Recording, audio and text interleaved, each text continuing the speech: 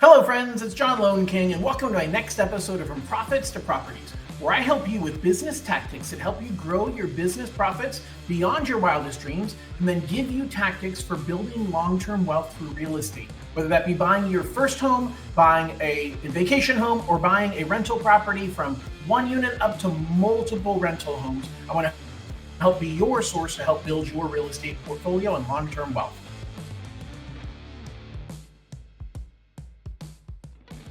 So today we're going to do another AI episode. So I've had multiple episodes since I started this podcast that have to do with AI. I'm a huge proponent of AI and it is changing every single day. And if you don't believe AI is helping you or should help you in your business, you're actually in the right place to be listening, because this episode will give you a lot of good information about how you can use AI both professionally but also personally in building your real estate portfolio. So I want to dive in and give you lots of tactics. I'm not going to break this episode up into two segments. It's going to be one segment that is going to be all about AI and different thoughts about how to use it professionally and also personally in real estate and wealth building. So let's go ahead and get started. First and foremost, this is all about context and connections. That's what I want to talk about, context and connections. It is really, really important to understand that AI has grown way beyond simply what we would call generative AI or chat AI, where you have a conversation that you're having with a chatbot. And that's really what everybody has limited themselves to believing is, hey, AI is AI. And whether I use ChatGPT or whether I use Grok or whether I use Google's Gemini or Copilot, they're all the same.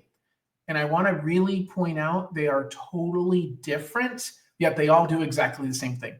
It's really no different than if you are trying to plan a party and you're trying to invite people to come to that party, and you can send them a text message. You can send them a direct message via social media. You can send them an email. You can make a phone call to them. There's multiple ways you can communicate that invitation. Each one is different. You can't say to yourself, well, I know how to email, so I don't need to learn how to send text messages. Or I know how to text, therefore I don't need to learn how to do direct messages on social media. In today's day and age, you can't afford to not understand all of the different tools. And what I'm focused on right now is the difference in the tools, even though they do the same thing. So I'll start out with ChatGPT. That is the one that everybody has used from the beginning. I've been a proponent of, hey, if you're just starting out on AI, ChatGPT will do most everything you need it to do.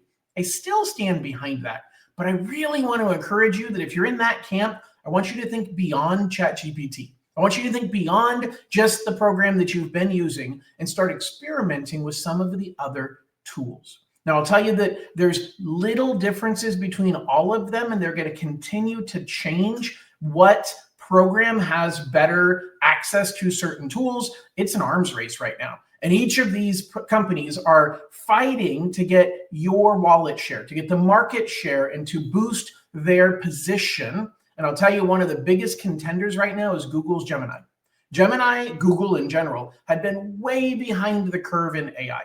And it wasn't until about a year and a half ago that they came out with Notebook LM that really changed the thinking that, hey, maybe Gemini knows what they're doing, and they're starting to really leapfrog everybody in catching up to ChatGPT. Google's Gemini is the same thing as ChatGPT, but Google's Gemini is built into the Google ecosystem. And so if you use Gmail, if you use Google Calendar, if you're using Google Docs, if you are an Android user, you've got everything in the Google ecosystem, you should be using Google Gemini because of connectivity. Because Google's Gemini is very highly integrated with all of Google's other products. And so you want to really work in the environment that is highly connected with the tools you already use. So if you're a Google user for email, for calendar, then you absolutely need to have Gemini. And I would strongly encourage you to upgrade to Gemini Pro, $20 a month. Gives you significantly better usage in lots of different categories. So it's something to consider. But even the free version of Gemini, it connects to all of the information you already have within the Google ecosystem. The other thing Gemini is really, really good at is video. It does really good pictures through what's called Nano Banana. And then it does really good transcriptions. Matter of fact, I record a lot of conversations and a lot of meetings, and Google Gemini can transcribe that for me for free. Now I got the $20 plan, but it will transcribe that. It'll put it into a Google Doc for me to save that I can reference later. So it's a very powerful transcription tool. ChatGPT won't transcribe. You can pay extra through what's called an API connection, where you can have ChatGPT transcribe something, but it's not part of your basic plan. It's not part of the free plan. It's not part of the $20 a month plan. Google's Gemini, it can transcribe just by putting in an audio recording, and it'll run the transcription for you automatically. So it's a very, very powerful tool. Here's the other thing I love about Gemini. It's connected to YouTube very, very deeply.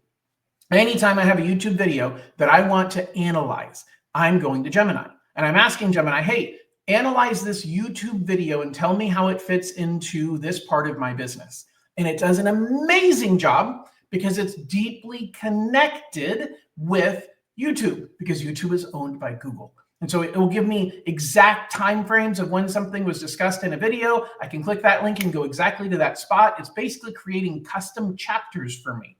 So if you know what chapters are in YouTube, a chapter is the author or creator of the video. When they posted it, they have an option in the description to put chapters that give you a specific timestamp that you can click on that chapter. It takes you right to that spot so that they can kind of explain, hey, here's what I'm talking about for 20 minutes, but here's the most important things that I'm discussing that you can group or break into chapters, and then you can click and go directly to that chapter. The problem is the author may not be thinking about the content the way you're thinking about the content. Maybe there's multiple videos that give you similar information and you want to just get the pieces that you need out of those multiple videos. Google Gemini does an amazing job of you taking multiple videos and saying, hey, I'm looking for information specifically about this. Tell me exactly where to watch in each of these videos and for how long, so that I can get only that information that I'm looking for.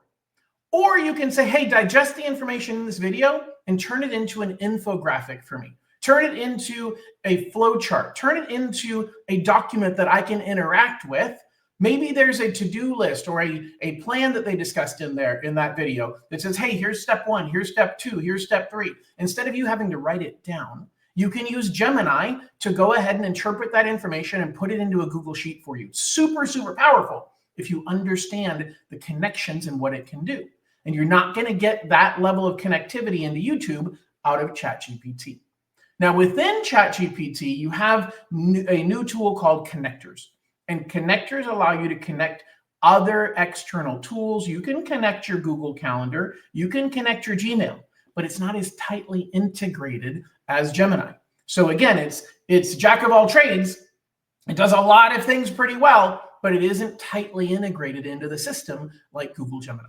Now, I'll give you another example. If you're not a Gmail user and instead you're an Outlook user, specifically if you work for a large or medium-sized organization that has an enterprise account with Microsoft, that means everything lives in your Microsoft world.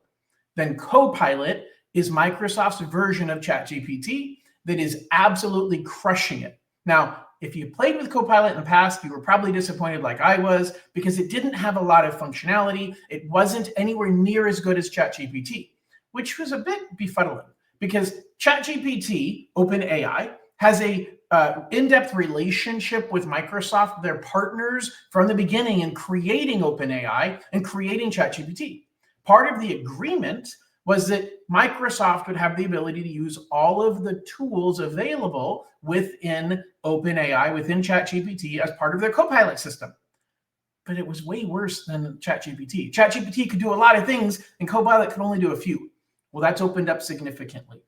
Now, with the release of GPT-5, the newest version of ChatGPT, that is now embedded into Copilot. So you can click it and say, I want to use GPT-5. My understanding is it's also using some of Claude, which is a different chat system. It's by Anthropic, and it's called Claude. And so you can use Copilot has some integration into that system as well. So Copilot is trying to get better because it's got better tools. But here's where it's really amazing.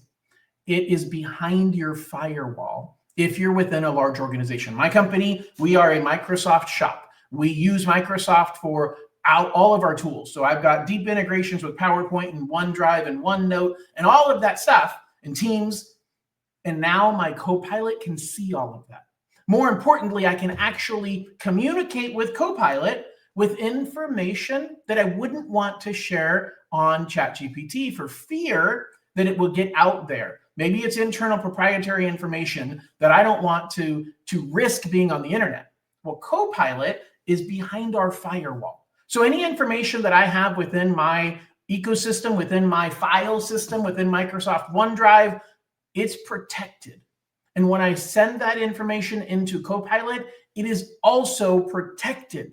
And so it gives me the best of both worlds because I've got an amazing AI system that I can use with proprietary data, with customer sensitive data that I know stays within our system, and I don't have to worry about it getting breached or getting shared inappropriately or having an issue like that. And so there's huge power in having that connectivity. And it gives me a huge amount of context. Now, when I start asking questions, whether I'm connected via Gemini to my Google Calendar or connected via Copilot to my Outlook calendar, I can talk about, hey, as we're discussing this, help me find a good time in my calendar that I could fit this in. And it can see my calendar because it's connected. Help me find all emails related to this topic. And it can search my emails and find all of the emails to help me put context, to put not just connecting the systems together, but have context to the conversation. And that's where you start looking at all of the tools and saying, how can I use these tools better? How can I use these tools? Like in Gemini, it's got something called gems, where you can basically predefine the rules of a prompt, predefine what you want it to do for you so you don't have to type it over and over again. That's the same thing as a custom GPT in ChatGPT. It's the same thing as an agent in Copilot. They all do similar things. They're all getting to a point where they can do similar things. And now you have to start thinking about when is the right time to use each tool. And it has to do with context and it has to do with connectivity. And so when you think about AI, there are more and more tools out there. Grok is another really big one. I talked about Claude being a really big one. Both of those have their unique strengths and weaknesses. Grok is highly integrated into the X platform. So it's got a lot of information from X that it can pull from that none of the other AI systems can. And so if you're looking for the most up-to-date information, if you're looking at up-to-the-minute updates on something and you want to create a report, you want to create social media posts that have to do with exactly what's happening right now, Grok is probably your best source because Grok is connected to X and it's getting information from all of the X posts, Twitter, X, that are being posted right now.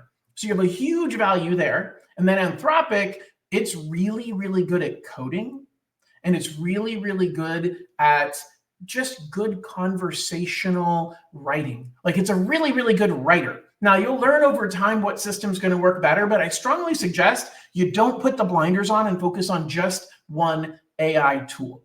But look at what are the different tools that I should be using in different situations. Sometimes you're going to decide, you know what, I use that tool enough, it's worth paying the $20 a month for it.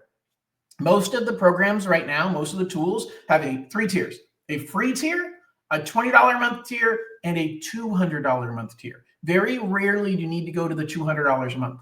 But let's pause for a second and just give you some context over what $200 a month really is.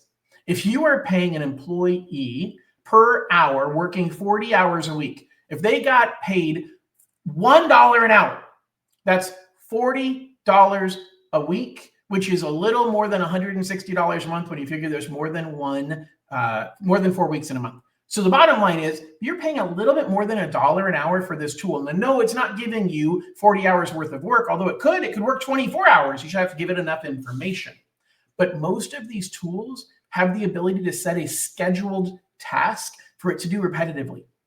Maybe there's research you need to do every single day. Instead of jumping on the internet every morning and doing that research, you can set a schedule to create that research for you and hand it to you once a day. ChatGPT is the best at that right now, but everybody else is coming up to that level. And so you can have it do work for you that $200 a month sounds expensive for AI. But when you look at what it's giving you in return, if you find you're maxing out the benefits of the $20 a month plan, the $200 a month plan is absolutely worth it professionally when you look at the cost versus the benefit. Gang, that's about as deep as I want to go into AI. I'm a huge proponent. I've said over and over again, I think there's ways that you can use this. One of the new connectors within ChatGPT is a Zillow connector. So now you've got deep integration with Zillow connecting to ChatGPT. So if you're searching for properties, you can now use AI to help you find the best property that meets your needs instead of you searching each individual property, putting in all your individual criteria. So that's just a simple example of how when you're building your real estate portfolio, you can use AI. Another example in people who own real estate is maybe you're looking to sell a home and you're trying to get an idea of comparable values. You're trying to get an idea of marketing strategy. You can ask ChatGPT to help you with a marketing strategy. Now, I know that for a lot of you who are homeowners, you're going to hire a great realtor to do that for you. Some of you are realtors who are listening to this. You can use these tools to help make your marketing strategy better. You can put in your marketing strategy. You can ask it to look up the information, which saves you a lot of time.